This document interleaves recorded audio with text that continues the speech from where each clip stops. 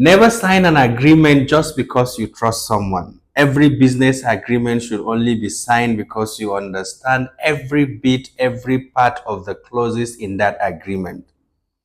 It is very interesting to see business deals coming your way that you need to sign, and I can guarantee you, I know that it is part of the interesting thing for a businessman to sign deals, to sign an agreement. That is why we are taking our time today to tell you, if you are a business owner, you are an entrepreneur in Nigeria, there are basic things you need to understand before signing any agreement. Number one of this is know the person you are signing an agreement with. Whoever is presented to you as a person to sign an agreement with to enter any kind of business, you need to understand whether the person has the capacity to sign that contract for you or not.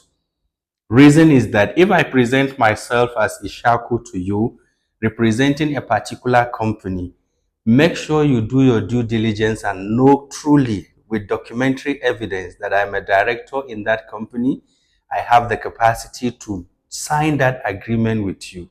If you sign any agreement with a company and is executed for you by a person that does not have the capacity or authority to sign that agreement for you, that your agreement becomes voidable.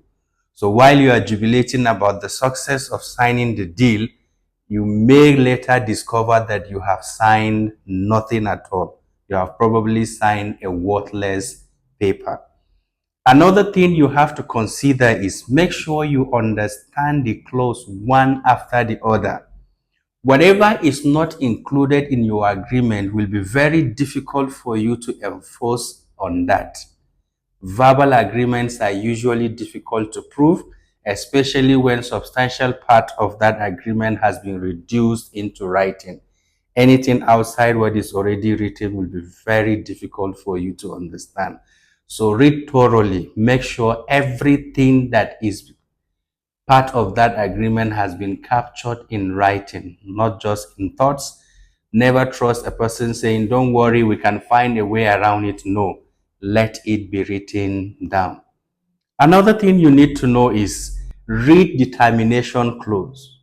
What is the exit provision for you in that business?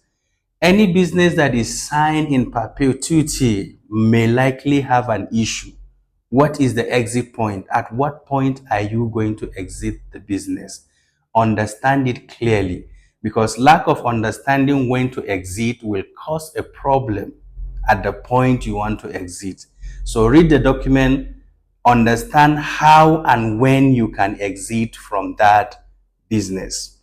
Another major thing that you must never play with is make sure you clearly understand your obligation in that agreement. Most of the disputes arising out of contracts and the documents people have signed is in the interpretation of obligation of the parties. Understand clearly what are your deliverables in that agreement, what exactly you need to do. If there is a payment you need to do, when is it due? How much is the payment? How is the payment going to be? Dollars, naira, whatever currency. Make sure you understand it very well. Now, the last thing you have to do, which most of you neglect and it turns out to be a problem for you, get a legal review for every form of document that you want to sign. Why do you need legal review? Lawyers are particularly trained for this. Lawyers will understand hidden clauses. Lawyers will understand provisions that are not legally enforceable. Lawyers will understand where things that will cause problem for you have been inserted in the agreement. All of una go school, but everybody get in field. People spend far more in litigation costs than what you will pay in for a lawyer to review legal agreements for you. Another very important thing, read the dispute resolution clause very well. Every agreement must make provision for how dispute will be resolved. Is it arbitration, mediation, reconciliation, litigation, whatever? There should be a provision for dispute resolution. Don't sign an agreement that says the dispute resolution will be arbitration and the place of arbitration is London. you're here doing business in Nigeria, possibly a startup that is struggling, and then business issues come up, you have to begin to travel to London, visa issues and all that. Understand the dispute resolution mechanism provided in the agreement and make sure it is very comfortable and convenient for your business. Make sure you don't forget this. If you find this video interesting, drop your comment and let us know how we can help you better.